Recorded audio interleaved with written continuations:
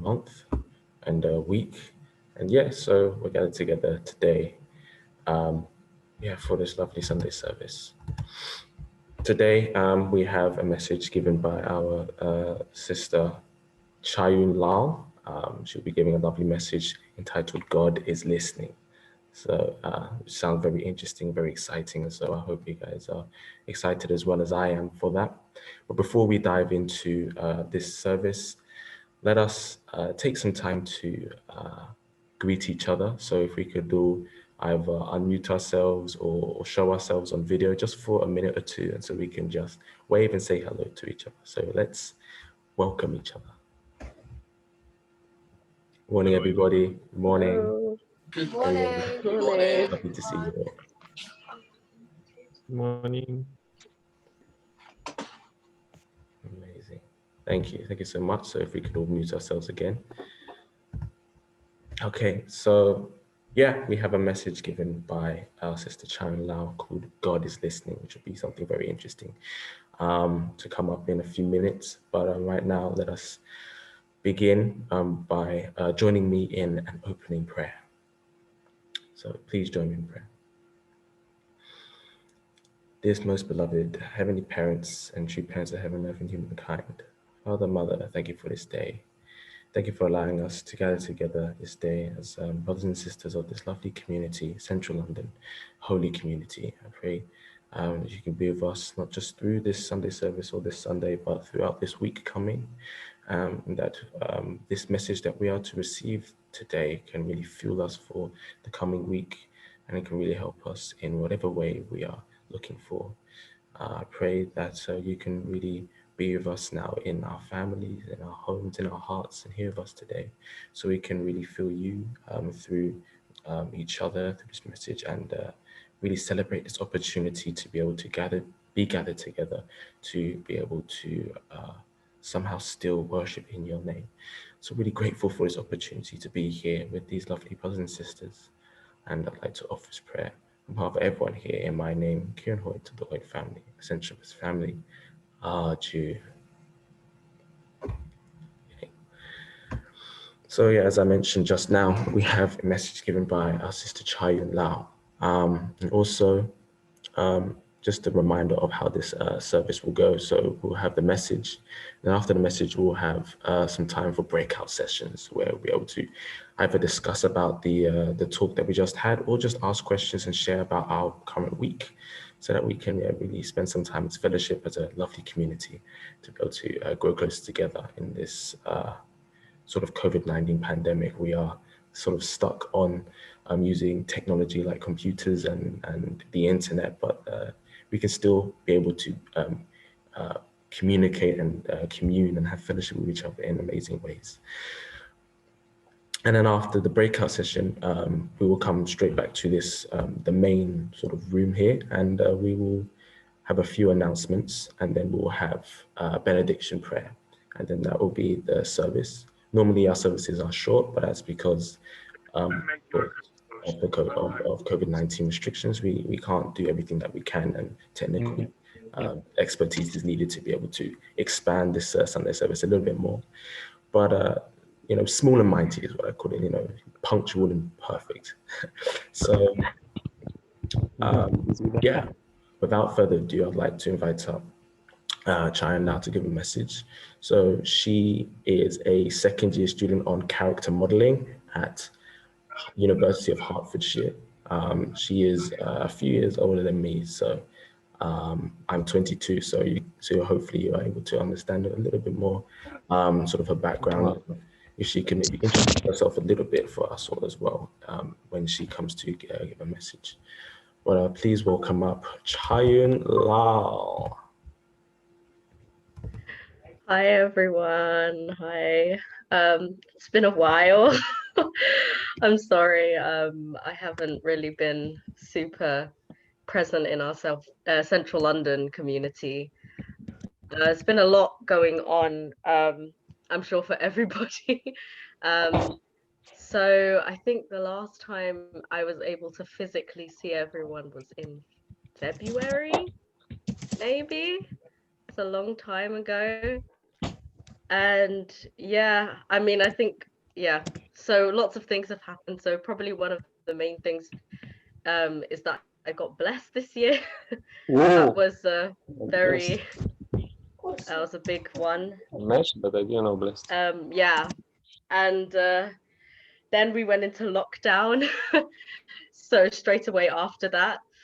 And then I was able actually to go to Austria during that time, just when the lockdown started to end around, well, the lockdown started to end around July. So I was in the Austrian community for a while. I visited them, and it's really cool to just see another community outside of the UK as well. So, and then I've been taking a bit more responsibility in terms of harp. So yeah, so um yeah, I was thinking a lot about what to talk about today, and for a long time I just didn't know really what to say because of how extraordinary I guess this year has been. And I get the feeling that I can literally say every little thing, or I can say nothing at all, because that's how extreme it's been. Um, but then I went on some thoughts that I was sharing with some CARP members over the summer, and I don't know how I thought I don't know how relevant this is for a more, I don't know, riper community. I'm making everyone sound like avocados. Anyway, but yeah, so for the more older community or whatever.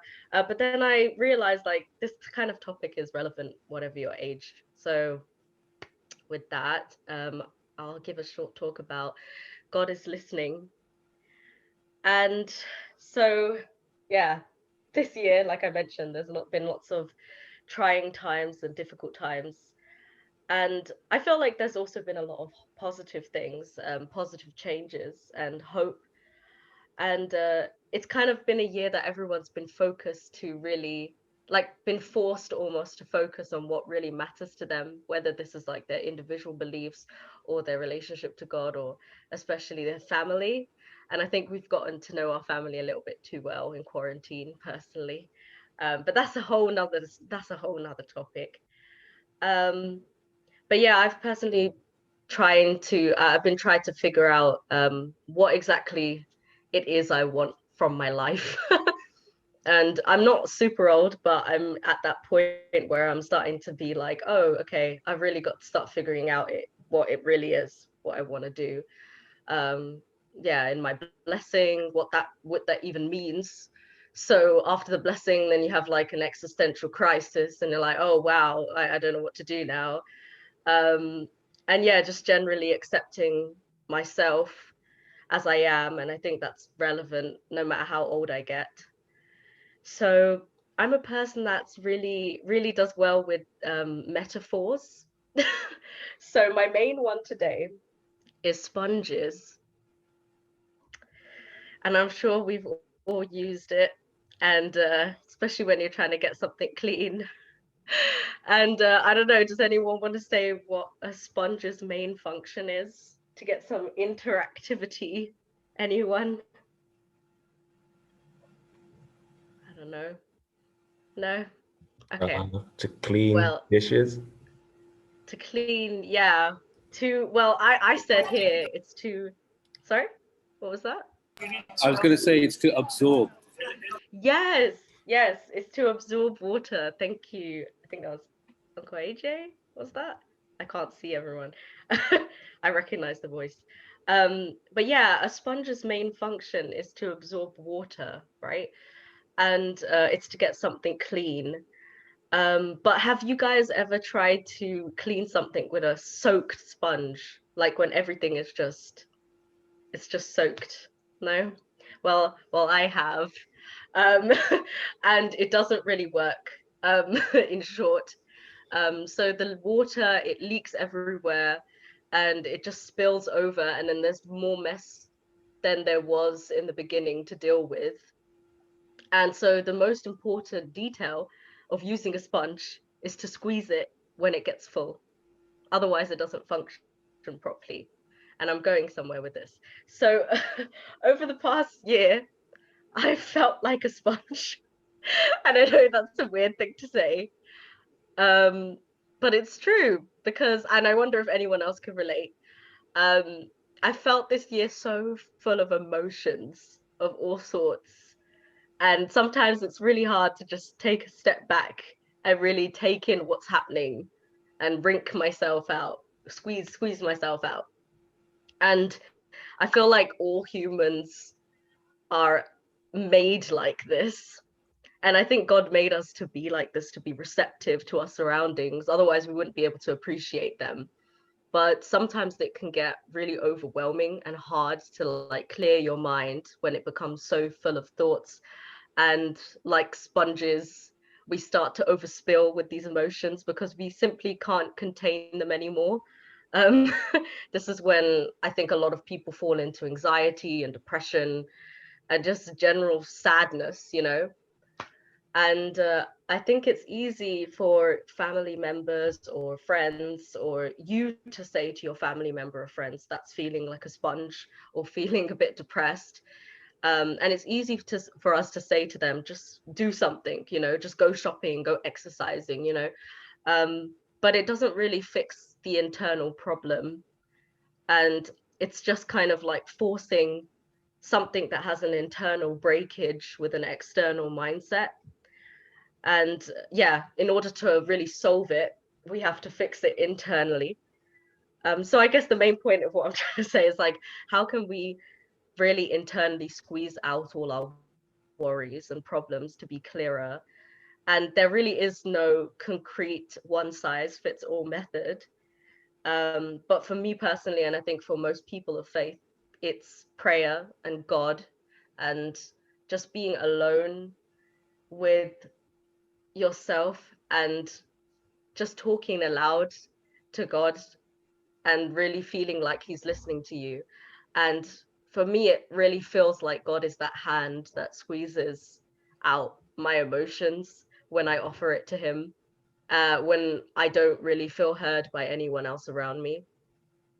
And I've heard quotes like all my life when people say, when you struggle, you're closer to God, you know? And I don't think this means that you intentionally have to seek out difficulty to experience God. I think it can be misinterpreted that way. But I think in these moments when we're really faced with difficulty, we can feel him more closely. So I think everyone here has probably done a bit of fundraising. And when I was on STF, people would always say when they had a really bad run or a really bad, you know, time going fundraising, they would say in their sharing, we would have these sharings, and they would always say, like, I really felt God today. And everyone would know what it meant. It's just like, yeah, it's okay. It's okay. Um, but I think it's really about like, you know, finding God in that, finding solace in God when, yeah, you can't find it anywhere else. Um, because he relates to our individual pain more than anyone can. And then there's another quote by True Father that says, if you pray, you will never truly feel lonely, even though you are alone. And there's been times this year that I've just had to kind of like force myself to stop what I'm doing and just go out somewhere because I don't do well in prayer rooms. I really don't. I used to fall asleep in prayer. I know that's really bad. I know that's really bad. But I used to fall asleep in prayer rooms because it was just, I don't know, I think the candles and it's like the heaviness of it all. So I used to go out in nature because that's where I feel God the most. And I used to just sometimes cry or talk aloud about my worries, about my fears, about my frustrations. And I think in the past this was really hard to do, especially when I was a teenager, because I think there was this concept that I was like burdening God. And of course we need to, you know, we want to relieve ultimately God from his struggles, you know, and his struggles and his pain. But I feel this comes with our actions, because we're here physically, right? And we need to do things physically for him. So he needs our physical bodies for us to work through. But we need his spirit to function and to carry on. and this is like the natural process, at least to me, of our relationship. Like we serve Heavenly Parent with our action, and then we talk to him in return, and he relieves those stresses or those burdens so we can keep continuing and keep going on with what we're doing. So the concept of burdening is really weird actually, because um now to me it's weird, because as a teenager it was like, I don't want to burden God, I want to, like, every time I'd pray I'd be like, God, how are you, are you okay? Because I always heard growing up that I would have to comfort God's heart. um but I realize now that I have to comfort God through my actions of what I do. And yeah, so that concept of burdening him emotionally is really odd to me now, because it just kind of reminds me, I mean, it just kind of feels like a child, if a child would go crying up to his parent, and then his parent would just be like, shut up, there's bigger things to worry about in the world, go do something else, don't go do something productive. And maybe we've experienced that, I don't know. But yeah, it's the same concept of wanting to open up to your own parent and then receiving a very harsh and cold rejection. And that is really painful. And I think that's when some people start to doubt God, because we think that he is rejecting us, but he's not. It's just because we don't believe that he really wants to listen to us. And yeah, so living for the sake of others is what I want to do, not die for the sake of others. And like I remember one more story. When I was on STF, I remember when I was team leading, and one of my team members, she said to me, it was 2 a.m. in the morning, and she was doing conditions for her guests to come to witnessing guests to come to the center, and you know and it was 2 a.m. and everyone had gone to bed, and I said to her, why didn't you go to bed? Like, I kept on coming to her over and over again. I said, you should go to get bed, otherwise you're not going to have energy in the morning. And she was getting really frustrated with me. And then afterwards I said, okay, right, go to bed, please. And I feel weird because I'm only about 1 year older than her. But she came to me and she was like, I said, you're going to be tired in the morning. And she said, tiredness is dying for the sake of others. No, sorry, dying is, oh my God, I messed up my line. She said, tiredness is living for the sake of others. That's what she said.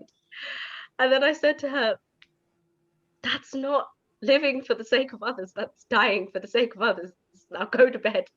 And she was like, so anyway, and I reminded her about her about a year ago, and she was just laughing. She was like, did I really say that? And I was like, yes, you did. But yeah, so I think getting past this idea that we have to really die, and we have to really, like, I don't know, live with all our emotions contained within us, without communicating regularly to God, is kind of counterproductive. Yeah. So where am I? Yeah, so I don't know, for me also it was difficult to relate to God directly as a parent in the beginning. I don't know how it was like for uh first generation, but for me it was quite difficult to relate to God as a parent, because it just seemed so distant. It just seemed like so far away. And I think one of the first things I tried to do was just talking to him, or Heavenly Parent, like it was my friend. um, and eventually I could actually form a real relationship. It came into like being a friend, and then to an older sibling, and then to a parent eventually, but it took a while. And again, because of this concept that I was burdening him, or I was putting more pain in his heart. But yeah, like I said, when I learned how to do that, I suddenly realized, yeah, now I can serve God better with my actions, because I'm being able to communicate with him emotionally. So I guess to conclude, um, I really just want to say, if you ever struggle with anything, that God is always listening, and he wants to relieve you from your emotional burdens so that you can carry on being a better support to your family and your friends and your community. And if we always bottle our emotions inside of us, then we become essentially unusable to God, because yeah, we're so full of emotions. We're like sponges. Like, it's a weird metaphor, but I hope you understand what I'm saying. But yeah, taking care of ourselves emotionally is not selfish, especially when your intent is to be more able to serve others. And it also makes you more able to serve God and help people, other people, the way God has relieved you from your burdens. But yeah, at least this is what I've experienced. But yeah, that's basically all I wanted to say today. I hope you understood it with all my strange metaphors. But yeah, I hope you all have a good week. Thank you. Wow. Thank Thank you so much, Chatun, for that amazing message. Actually, something very much, at least I can very much relate to and agree upon as well, in terms of needing God as that sort of emotional support, someone to be able to wring yourself out so that you can go and support your community, your friends, and your family a lot more. Something that, even if we have heard before, is very amazing and very important for us to remember, or be reminded of time and time again, that that is a way to relate with God, or how we can relate with God as a parent, and see him as a parent in that kind of way. And also thank you very much for some of those testimonies as well, and a little bit of your life you're sharing there. So we're really grateful for that. So thank you so much. So now we'll be moving on to our breakout rooms, where we can discuss and share and talk about a few things that maybe inspired us or hit us personally from this message. But not just restricted to just listen to this message. We can also share about our day, about our week, about how if we're in a group that with someone that we haven't seen in a long time, then we can take the time to share with each other anything new and anything interesting. It is fellowship and discussion, right? So yeah, discussion and sharing upon the message. So yeah, we'll be now moving into our final part of this service, where I would like to share some announcements, and then we'll have a benediction prayer. So yeah.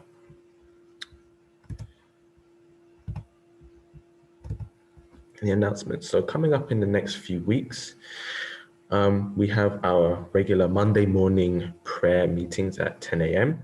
on Zoom. So we'll share the link onto our community chat on WhatsApp, and email it out to our other members that are on that chat. We also have Uncle Mike and Fumiko Balcom invite you to the weekly EUME Zoom call, which starts at 7 p.m. British Standard Time. So yeah, every week there's a Wednesday EUME meeting with some Hundake and some sharing and some testimonies and some important news about things that are going on in the EUME and also internationally. So please keep connected to that. On Tuesday, the 20th of October, would be the last of this three-week introductory divine principle workshop, which is taking place online, which is comprising of a 40-minute lecture followed by a discussion and a Q&A. So to find more information or to register, please visit the website. And as you can see, the link is in the on the screen. There's also Moses and the Israelites, Lessons in Leadership and Community Building. This is an online workshop hosted by William Haynes. So there's also the Paradigms workshop, which has already started this weekend. And as well as that, William Haynes is hosting another online workshop, which is from 6 p.m. to 8 p.m. And on the dates, the 19th, the 20th, the 22nd, the 23rd, the 26th, 27th, 29th, and the 30th of October. So that is, if I'm correct, Mondays, Tuesdays, Thursdays, and Fridays for about 2 weeks, something like that. So again, to register and find more information, please follow the link. And of course, next week, the 25th of October is our National Memorial Sunday service. So yeah, please, next week we won't have our Central London, but we'll have the National Memorial Service, which will be a YouTube video followed by Zoom links to connect to for fellowship afterwards. So yeah, that is what is going on in the next couple of weeks. So amazing stuff happening in October. And yeah, that is actually it for our announcements. Of course, I'd like to say it's lovely to see Mike and Fumuka Balcom, who has actually joined us on this community Sunday service. So hello, thank you so much for coming. And so now I'd like to ask our elder, Mr. Hayashi, to offer the benediction prayer. Okay, please join me in prayer. Our dearest Heavenly Parents and the true parents, we are very grateful to have this life here on this earth. We are born with a very specific mission and responsibility to build your kingdom of God here on this earth. Heavenly Parents, autumn is a beautiful season, and four seasons are coming and going. That's all seasons are beautiful. But yet, Heavenly Parents, when we see the situation of the world, the coronavirus situation is not easy at all. And Heavenly Parents, many more people are infected. And I really want to pray that Heavenly Father, those who are suffering can be cured. And those who pass away, more than 1 million people pass away because of the coronavirus, can be eased in the spiritual world. We do not know, Heavenly Father, why this kind of things happen at this time. But Heavenly Parents, they are passing with reason and purpose. And Heavenly Parents, you look after them. I pray, Heavenly Father, the people here on this earth, we want to reflect deeply, Heavenly Father, about our life, the spiritual standards, so that Heavenly Father, the other benefit of all mankind, Heavenly Father, we want to offer many different kind of prayer, maybe repentance, maybe gratitude. But as Mother said, Heavenly Father, the most important thing is connect with God. All human beings need to be connected with God. This is the point Mother is mentioning all the time. And so this coming week, Heavenly Father, again, we want to, Heavenly Father, connect with you in a different level. And Heavenly Father, we want to experience, Heavenly Father, about your heart. Heavenly Parents, this is the whole point. Heavenly Father, we are here on this earth. We are very grateful, Heavenly Father, to listen to the sermon by Chayun, and it is always inspiring and nice to hear from young people who have such experience with God. Please bless and guide all the sisters in the Central London community, and I pray and put in my Moscow as Central this family. Thank you so much, Mr. Hayashi, for that.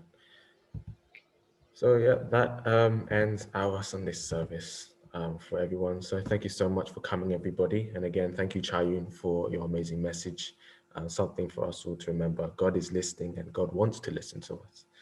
So yeah, remember to pray and to keep connected to God. So yeah, thank you so much, everybody, and have a blessed and lovely week. Ciao, ciao for now. Bye. Bye.